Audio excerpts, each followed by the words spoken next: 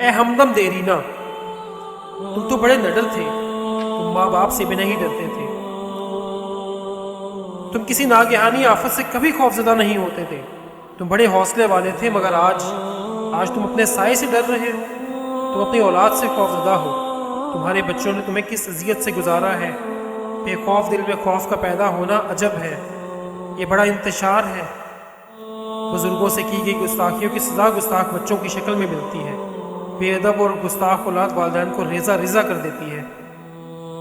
میرے دوست، والدین کی روحوں سے معافی مانگو تاکہ تمہارے بچے تمہاری عاقبت اور عبرت نہ بنے۔ جس نے والدین کا ادب کیا اس کی اولاد مؤدب ہوگی۔ آج تمہارے پاس پیسہ ہے لیکن غریبی کا ڈر بھی ہے۔ کل تک تم غریب تھے، تمہیں ڈر نہیں تھا، تم نے کبھی سوچا یہ سب کیا ہے؟ دولت جمع کرنے والا، اسے گننے والا، اس سے محبت کرنے والا کبھی سکھی نہیں ہوتا۔ دولت کی آرزو میں غریبی کا ڈر ہے۔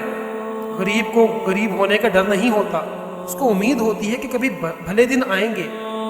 امیر آدمی کو ڈر ہوتا ہے کبھی برے دن نہ آ جائیں۔ تمہارے بزرگوں کے پاس پیسہ کم تھا، سکون زیادہ۔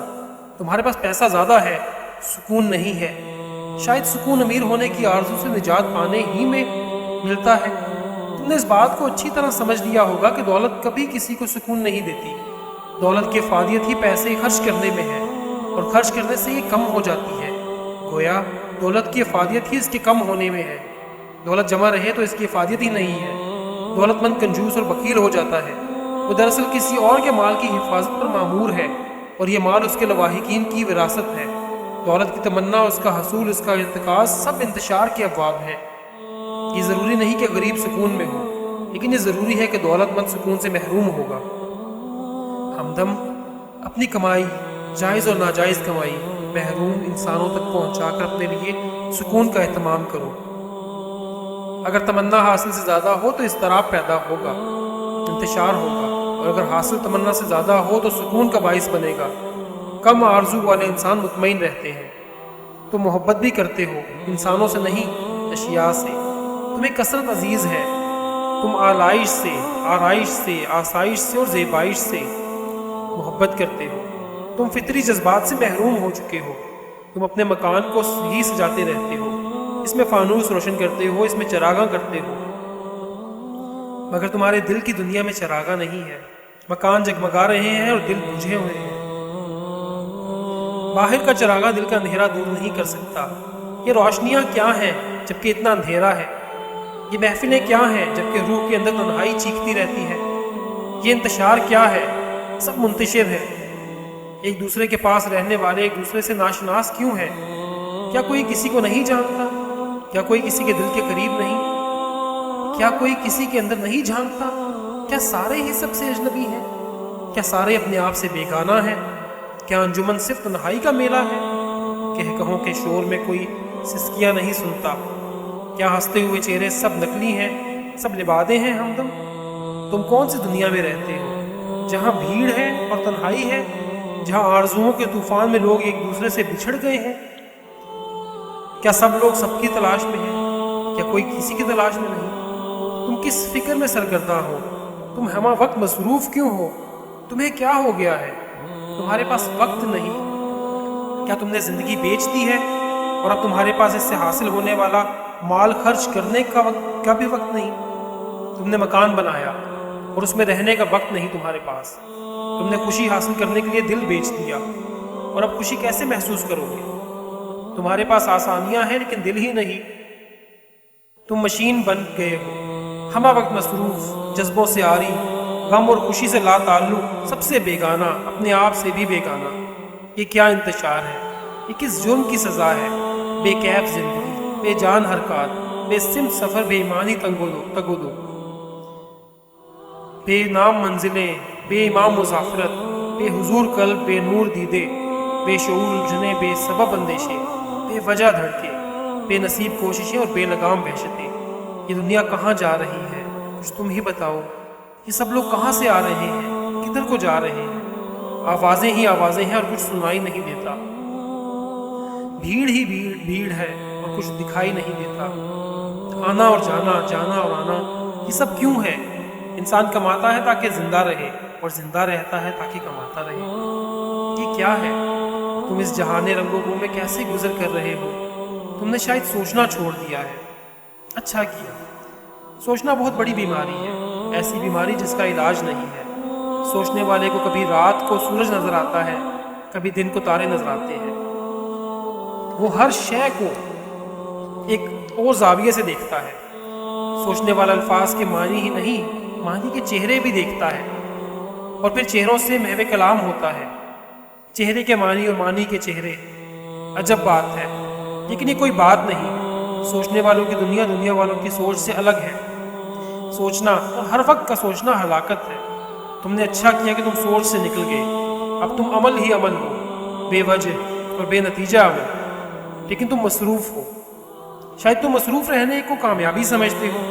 مصروف، ہمہ وقت مصروف، مشین کی طرح، دریا کی طرح، چیونٹی کی طرح، گردش افلاک اور گردش حالات کی طرح۔ تم سوچ میں وقت ضائع نہیں کر سکتے، کیونکہ وقت قیمتی ہے اور اس کی قیمت تم وصول کر چکے ہو۔ تمہیں حرکت دینے والی طاقت کا نام ضرورت ہے، اور ضرورت کا پجاری کثرت پرست ہوتا ہے۔ کثرت پرست کو سوچ، تدبر اور فکر مل ہی نہیں سکتے۔ تم جس دنیا میں ہو اس میں وہی کچھ ہے جو ہے، لیکن کبھی کبھی جب ضرورت ساتھ چھوڑ دے اور عمل کی قدرت نہ رہے تو اس بات پر غور کرنا، یہ سب کس لیے؟ اگر یہ سب کچھ اس لیے اکٹھا کیا ہے کہ اسے چھوڑ دیا جائے تو اکٹھا کرنے کا فائدہ، اور یہ ممکن ہی نہیں کہ اسے چھوڑا نہ جائے۔ یہ عجیب بات ہے کہ محنت کی عادت قائم رہے تو بھی انسان کی طاقت کم ہونا شروع ہو جاتی ہے۔ اس کا سفر جاری رہتا ہے لیکن سفر کی رفتار مدھم ہو جاتی ہے۔ آنکھیں محفوظ رہتی ہیں لیکن بینائی غیر محفوظ۔ اس کا آنگن پھولوں سے بھرا ہوتا ہے لیکن وہ رنگوں اور خوشبوؤں کے تجسمات سے لطف اندوز ہونا بھول چکا ہوتا ہے۔ اس کے دسترخوان کشادہ ہو جاتے ہیں لیکن اس کا ذائقہ ختم ہو چکا ہوتا ہے۔ وہ زندگی بھر کتابیں اکٹھی کرتا ہے کہ فرصت ملی تو پڑھیں گے، لیکن جب لائبریری مکمل ہوتی ہے تو زندگی بھی مکمل ہو جاتی ہے، اور اس طرح کتابوں کا مالک ہونے کے باوجود کتابوں سے ناآشنا ہی رہتا ہے۔ ہمدم زندگی بڑی طویل ہے لیکن زندگی بڑی مختصر بھی ہے۔ نہ گزرے تو ایک لمحہ نہیں گزر سکتا، صدیوں تک ایک لمحہ نہیں گزرتا، اور اگر گزرنے لگے تو صدیاں ایک لمحے میں سمٹ کر گزر جاتی ہیں۔ اسی طرح جس طرح ہجر کا لمحہ اور وصال کی صدیاں، یہ زندگی عجب ہے، نہ سوچو تو کٹتی ہی چلی جاتی ہے، اور اگر سوچنے لگو تو وقت ٹھہر جاتا ہے، گردشیں رک جاتی ہیں، ماضی، حال اور مستقبل صاحب فکر کے سامنے ایک لمحے میں سمٹ جاتے ہیں۔ ایسا لمحہ جس میں وہ پرانے کاغذ، پرانے خطوط، جن میں پرانے چہرے اور پرانی آنکھیں لکھی ہوئی ہوتی ہیں، اچانک ایک نیا لباس پہن کر نئے معنی سے نئے سفر پر ہم سفری کی تمنا کرتے ہیں۔ وہ جو نہیں ہوتے ہوتے ہیں، اور جو ہوتے ہیں نہیں ہوتے، اور اس طرح ہونا اور نہ ہونا شروع ہو جاتا ہے۔ ہمدم یہ سب سوچ کے طلسمات ہیں، فکر کے کرشمے ہیں۔